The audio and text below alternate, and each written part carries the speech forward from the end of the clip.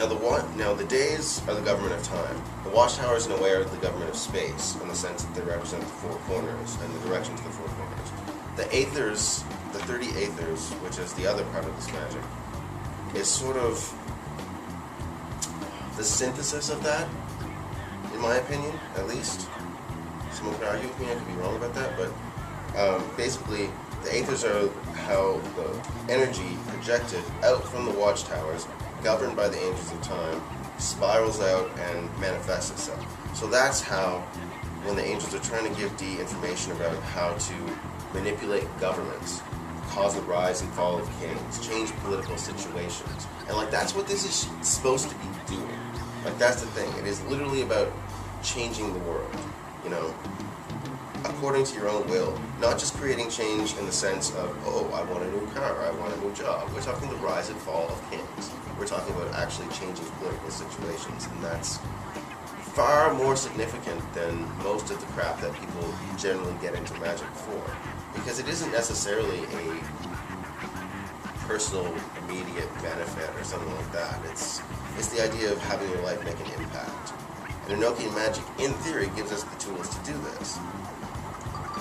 Each of the aethers has its own governors, and the governors are the ones that are supposed to do this. You can look in any sort of book on Enochian and see who governs what or where and blah blah blah. And sometimes the words are really, they're esoteric old names for different places. So, but you know, you can Google that shit. It's fine. So these are like the three parts of the system, and each of them can be worked individually, and they can all be worked together. And I think that it's important to do both and to see how both work. So when the Book of the Law says success is your proof, so the question is, you can only gauge success by what you intend to come out and do. If you don't know, if you're just doing whatever, you don't have a clear goal, then there's no chance of success. Because there's no way of measuring success.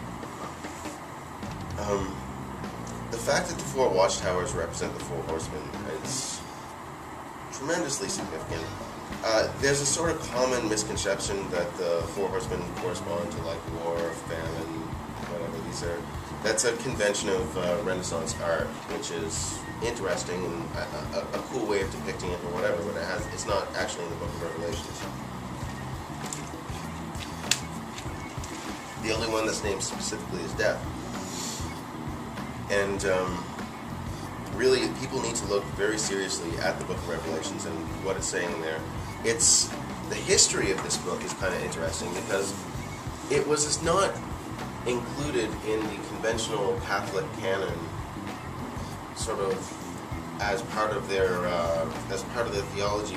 Really, essentially, they were in competition with two other Christian churches before the year 300 when they were trying to come up with what was actually going to be the Catholic Bible, basically, because there's a shitload of books that came out that are all related to the same type of Christian literature. And there were two competing sects which had picked the same book for their like eschatology, for their end times, whatever. And they picked Revelations essentially just because it was not what the other two churches had selected, and it was like the different one. But it doesn't seem to fit with the rest of their canon. I mean, Jesus is like a war machine in this book. He's like, you know, battle Jesus, which is pretty sweet. And actually, if you think about it, it does kind of make sense. And particularly, you know, being a Thelemite, I connect this to the Book of the Law. You know, we're told that we're in the after the apocalypse is initiated and Aleister Crowley becoming the Beast 666, we have the Age of Horus, who is the crowned and conquering child, but specifically, as it says in chapter 3, the God of war and vengeance. And I have often said, because Jesus is the revenge machine in the Book of Revelations. And like I say, you know, if you came down to experience human suffering with human beings and they tortured you and killed you, you want fucking revenge. Like, there's a harmonious aspect to that. I was recently reading this bit in Michael Aquino's History of the Church of Satan, where he kind of says, oh, and Crowley's just re-imaging Christianity because his Horus is just a Jesus. And I'm like, wow, you're the first person who ever got that right that I read. It's like you think that you're discrediting this, but you're actually completely confirming it. But he's an idiot. So anyway, this is where the Book of Revelations, you kind of see the significance of the number 7.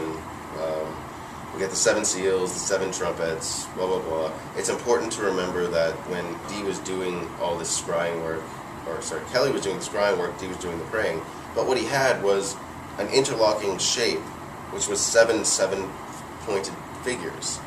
Like, the number 7 was incredibly significant in how they focused the energy to get it to the point where they could actually look at it and see it in the crystal at a time. And Dee sort of came up with all this because he was like he was an inspired mathematician. He was giving like university degree lectures at 15 years old at his point in time. He was a prodigy in terms of math. And he was a scientific innovator. It's important to remember that as well. We're not talking about like a crank or whatever. We're talking about a very significant historical figure. I don't think that he intentionally keyed all this to the Book of Revelations when he did it, or at least there's no evidence to suggest that. But that's sort of what came out of the angels, and it kind of seemed to like spook him a little. It spooked him a little, it spooked Kelly a lot. Kelly was like flipping out this entire time, and he was also prone to kind of like manic fits or whatever, where he'd like randomly attack people and crap like that. Not randomly necessarily, but perceived by him.